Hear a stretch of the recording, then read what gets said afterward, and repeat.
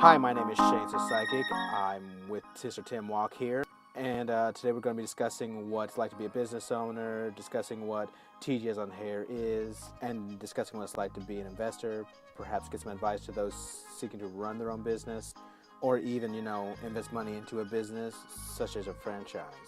So Tim, could you tell us who you are and what you do here at TJ's on Hair?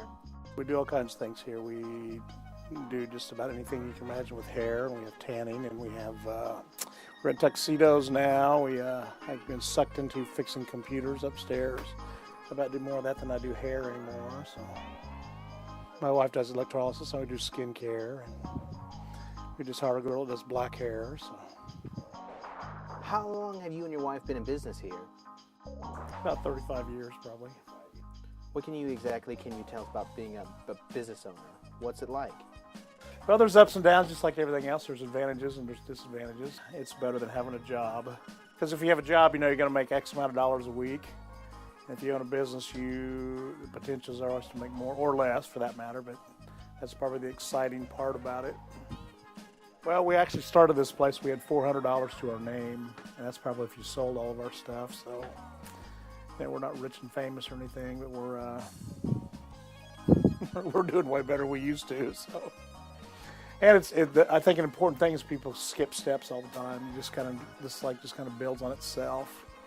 Put this in place, put this in place, put this in place, put this in place, And pretty soon you got all kinds of cool things in place. And people too is just a big key.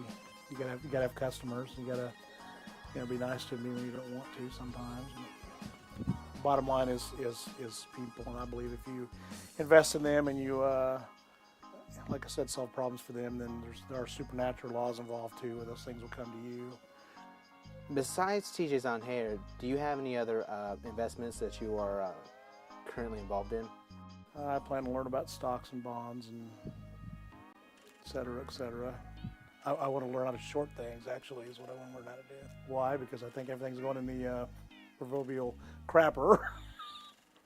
and I do believe this. I believe that there are opportunities in weaker economic times that aren't there in better economic times, just because people don't plan ahead and they don't know what things are worth. So if you have cash and you have some wisdom, a lot of times you can buy things for less than they're worth because people don't know what they're worth and they don't have the ability to take advantage of these things when they come about. I've heard your teaching is about money. Talk about how there's not only physical laws but spiritual laws. Would you please share some of those with us today? God told me one time, this may sound weird, God talking to you, but I believe He talks to me all the time. He even tells me jokes, which some people think is bizarre, but I can't help that. So anyway, He told me one time, He said, give people $1 worth for $1 and scratch the itch, and I will make you rich. I thought about that a lot. What that means is you give people $1 worth for $1, don't cheat them, and solve problems. People give you money for solving problems. The bigger the problem, the more money they give you for solving it. So the Bible says in the book of Isaiah that things are line upon line, precept upon precept, here a little and there a little. I think that's the mistake that a lot of people make, is they try to jump like from here to here and then they leave out steps in between. They don't find out the cost of things and what has to happen. Like they take two things to make something else out of it. They just think miraculously somehow this stuff's going to fall out of heaven or something, and life just doesn't work that way. Given that a lot of Americans are in debt, including young adults, such as college students, what advice would you give them about first learning how to handle money? Well, debt I believe is two things. First of all, it's a license to pretend, and that's where a lot of this debt you're talking about is.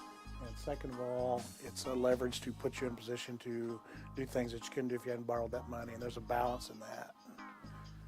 But anytime you can not borrow money is good.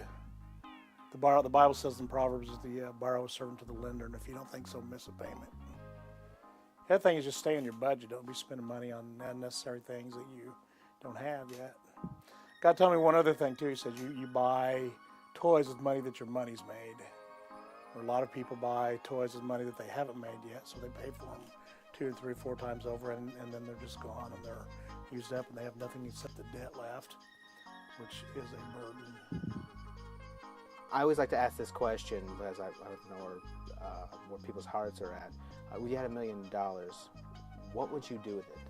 Probably invest in other people and their hopes and dreams and stuff and what they're doing.